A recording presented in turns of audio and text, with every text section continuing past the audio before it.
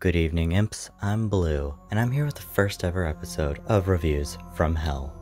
Today I'll be doing a Five Nights at Freddy's and Sonic the Hedgehog fan game, Five Nights at Sonic's Maniac Mania, in celebration of Sonic's 30th anniversary, and in the memory of the work that Scott Cawthon did to entertain and frighten us for the last 7 years.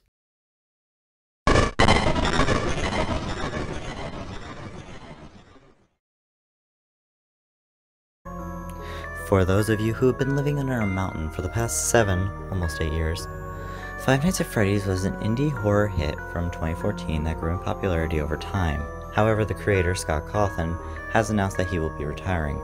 I've been in this game's fandom since Markiplier played the first game, and it has a special place in my heart. As for Sonic the Hedgehog, do I really need to explain who he is? He's been around for 30 years, and people can recognize him just by his unique character design and his unique moveset regarding his speed. Now to the fan game. Five Nights at Sonic's is a joke game made to parody Five Nights at Freddy's. The original developer, the Saga, made everything on his own, and the game's graphics were done on a DSi if you couldn't tell. The game followed closely with Five Nights at Freddy's development, and eventually strayed away into spin-offs and main games to continue its own lore. Eventually, we got Maniac Mania. Maniac Mania was developed by Smile Furcifer and features a lot more gimmicks, references, and content than Scott's Ultimate Custom Night. While a bit outdated, it still, in my own opinion, holds up to a joke series that I loved when being in the Five Nights at Freddy's fandom. Enough about me, let's get to the review.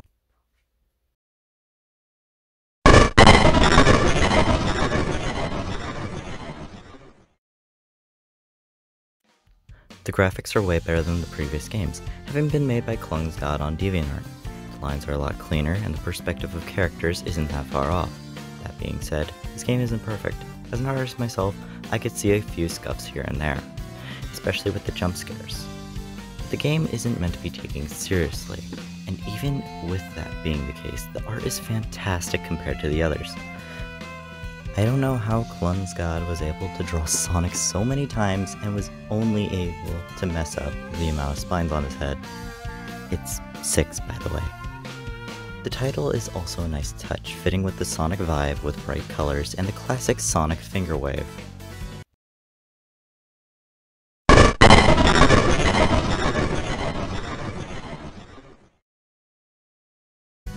There's a lot of characters here. I think it may be more than Ultimate Custom Night, if we count costumes and extra characters. And all of them can be set to 50, not just 20. Most characters play how you'd expect them to, while others have their own gimmicks, Balloon Toad more specifically.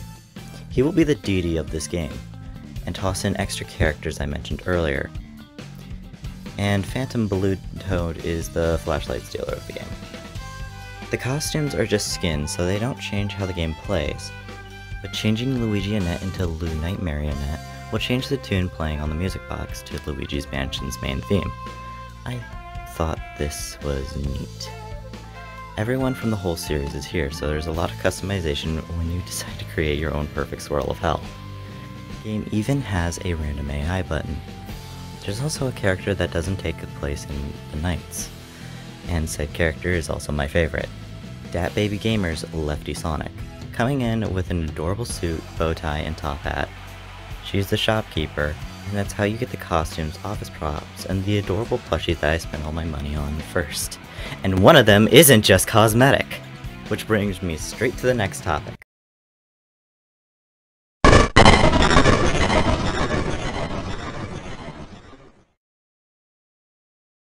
I touched up on it before, but not all characters work how you'd expect them to. The main one that stands out to me is Balloon Toad. Other than that, it's hard for me to think of anything. I do like the extra characters though. They are challenging, but once you learn how they function, it's a pizza. As for extra things you need to know about, well, if you were listening to me ramble about Lefty Sonic, you'd remember that she's the shopkeeper. How do you buy things from her? Easy! You beat challenges to get rings. And some music tracks too, more on that later. The harder the challenge, the bigger the payout. And yes, you could still honk Sonic's nose. For constructive criticism, I don't really have much. just that one golden Sonic that appears on the cams and kills you if you look at him too long is a bit too much. Especially during high-stress situations where I need to wind the music box or shine the light on Nightmare Tales. And make it so Tails Doll and Phantom Tails can't spawn on the same side. I say this like it's still being worked on, which it isn't. Side note, one of the plushes, one of Origin Sonic, can locate the characters you see in the 5th game, and warns you when they're at your doors. A nice touch since I can't be arsed to find them myself.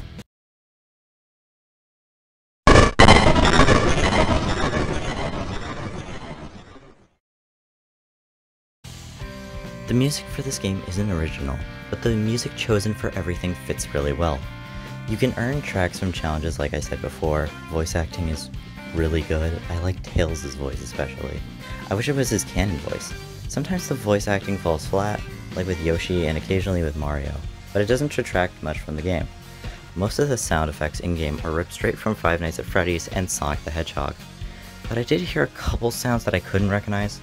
Also, the jump scare sounds are pretty basic, which isn't bad. Scott reused his scare sounds too. Back to voice acting for a second. Some of the game over lines are great, and others are just memes. Yeah, Toy Sonic makes references to memes when this game came out, and some that were made before. A bit dated, but it's funny. Also JoJo.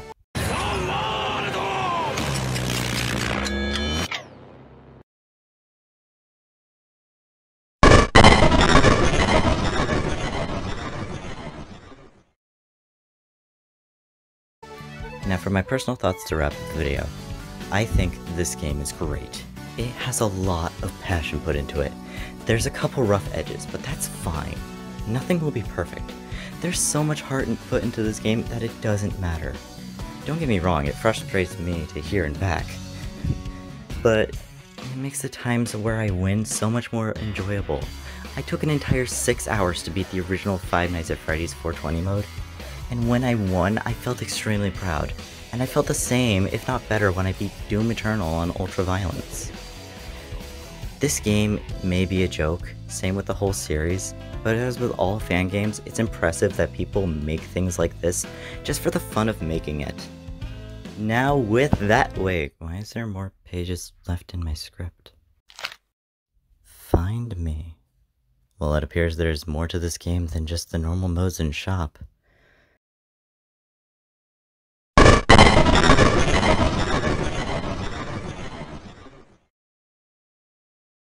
I have yet to mention lab mode and him. I'll get to him after, but after beating all the challenges, including everyone on 50, you find out that our sweet baby girl, Lefty Sonic, has left her shop. Now that it is all sold out. She leaves a nice little letter and some neat images that were scrapped content or images between the team during the game's creation. It's all really nice to see, but mixed in is this note that's been erased. And when on screen, the music goes dark, and if you look closely it reads, "Find me." A bit ominous and odd. But now we got lab mode. A more customizable custom night mode where you get to change everything. And I mean that. Another couple of things I didn't mention were survival mode and the achievements. Survival is an endless night, and the achievements are what they say they are, which are pretty simple to get, given you made it this far. Just continue being good at games until the menu stops working and the music decides to shut off. Then you found him.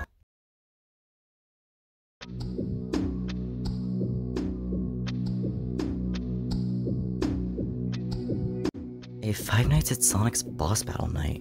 The main goal is to survive the creator of the series, Ian the Cyvap Coleman, who apparently makes Undertale sprites in his spare time, according to his wiki page. He's a bit of a handful until you get the hang of him. Reboot when he appears in the office, shine the flashlight when he laughs, wait for the second vent noise before putting on the mask, close both doors when he knocks, and immediately open them when he pounds on them. But the most painful thing to deal with is when he asks you to find him before the game crashes. You need to stare at him in the cameras while he is still attacking you, or else you have to start all over. A bit of a saving grace is that he has to attack you twice before you lose, resulting in a game crash.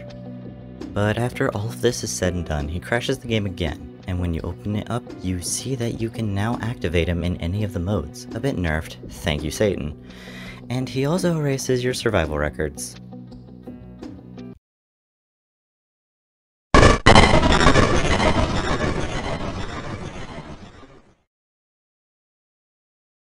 Now I complain about how difficult the fight was. Ian was a cool fight, I'll give him that, but you have no idea how to beat him other than the hint to watch out for mimicked movements. Which makes no sense. Maybe if one of those pre-night screens that tell you what's up before tossing you in popped up. It's the only thing I can think of that would make this less of a troll fight and more of a half-decent conclusion to a journey of 100%.